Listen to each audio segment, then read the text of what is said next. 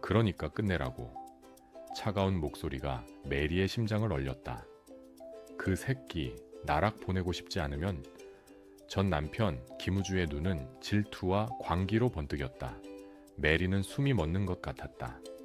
자신이 시작한 이 아슬아슬한 거짓말이 이제 우주의 인생까지 망가뜨릴 수 있다. 그것만큼은 안 될 일이었다. 50억짜리 집보다, 아니야, 자신의 목숨보다 더 소중해져 버린 사람이었다. 네가 하란 대로 했어. 메리는 떨리는 목소리로 수화기 너머의 악마에게 속삭였다. 그러니까 이제 그 사람 건드리지 마. 손톱이 하얘지도록 주먹을 꽉 쥐었다. 심장이 갈기갈기 찢겨나가는 것 같았다. 사랑하는 사람을 지키는 유일한 방법이 그 사람을 밀어내는 것뿐이라니. 이토록 이 잔인한 운명이 또 있을까. 눈물이 뺨을 타고 흘러내렸지만 메리는 소리내어 울 수도 없었다. 나랑. 메리가 간신히 입을 뗐다. 아무 상관없어. 스스로 내뱉고도 믿을 수 없는 말이었다. 세상의 전부가 되어버린 사람에게 아무 상관없다니.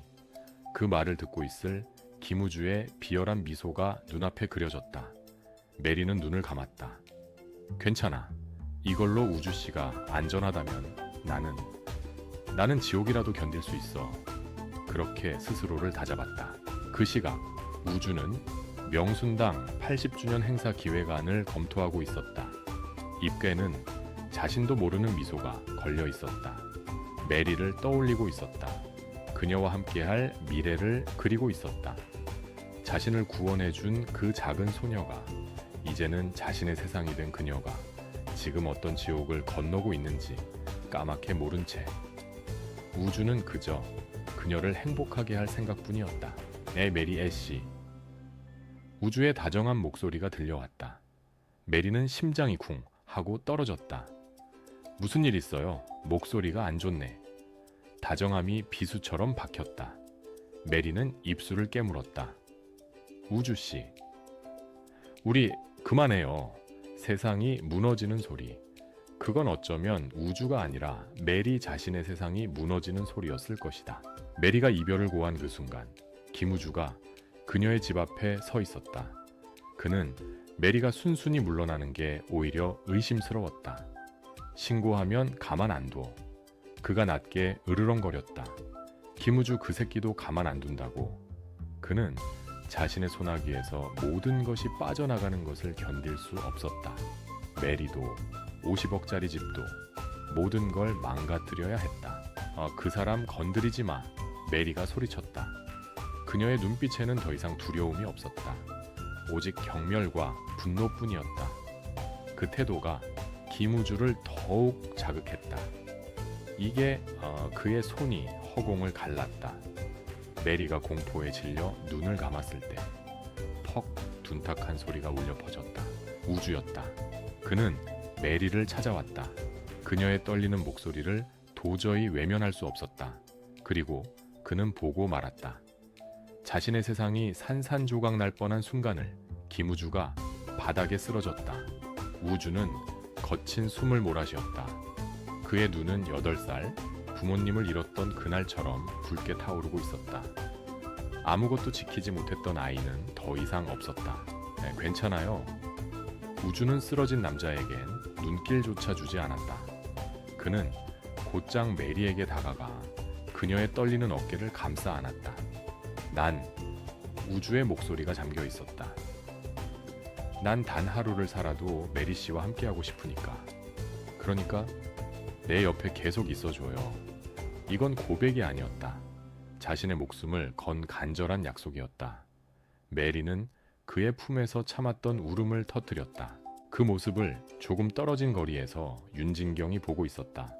우주에게 전화를 걸려던 참이었다. 하지만 그녀는 차마 다가갈 수도, 그렇다고 돌아설 수도 없었다. 두 사람의 포옹은 그저 위로가 아니었다.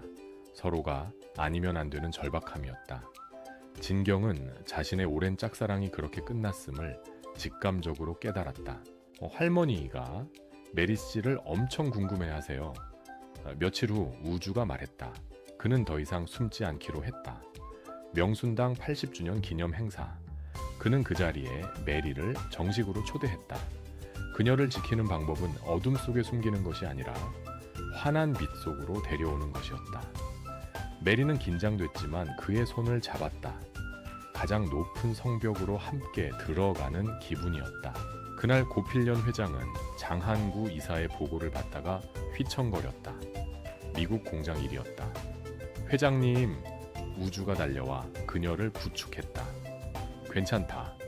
필련은 애써 미소 지었지만 그녀는 알았다. 자신의 건강과 평생을 바친 명순당 모두가 벼랑 끝에 서 있음을. 그녀의 눈이 그 어느 때보다 날카로워져야 할 때였다. 사소한 거짓말 하나가 모든 것을 무너뜨릴 수 있었다. 명순당 80주년 행사장에 도착한 메리는 위압감에 숨이 막혔다. 모든 것이 무게감이 느껴졌다. 수많은 사람들이 우주와 그녀를 번갈아 쳐다봤다. 괜찮아. 우주 씨가 옆에 있어. 하지만 불안감은 쉬이 가시지 않았다. 50억 타운하우스와는 비교도 안 되는 거대한 성이었다. 그리고 자신은 그 성의 주인에게 거짓말을 하고 있었다. 잠깐 나 좀 보죠. 고필련 회장이 메리를 조용히 불렀다. 둘만 남게 된 서재. 공기마저 무거웠다. 나는 사람 속이는 걸 제일 상종 안 해요. 하사이언해요. 필련이 나지막이 말했다. 메리의 심장이 멎는 듯했다. 우리 우주랑은. 회장의 날카로운 눈이 메리를 꿰뚫었다. 개인적인 친분이 있어요? 메리는 입술이 바짝 마르는 것을 느꼈다. 뭐라고 대답해야 할까? 사실대로 말할 수도 거짓을 고할 수도 없었다. 그때였다. 살짝 열린 서재 문틈으로 그림자 하나가 조용히 서 있었다. 보때 백화점 상무 백상현. 그는 모든 것을 듣고 있었다. 그의 입가에 차갑고 희미한 미소가 걸렸다. 백상현은 퍼즐 조각을 맞추고 있었다. 신혼집에 전혀 없는 남편의 흔적, 따로 사는 듯한 두 사람, 그리고 방금 전 명순당 회장의 날카로운 질문. 개인적인 친분, 부부 사이에 쓸 말이 아니었다.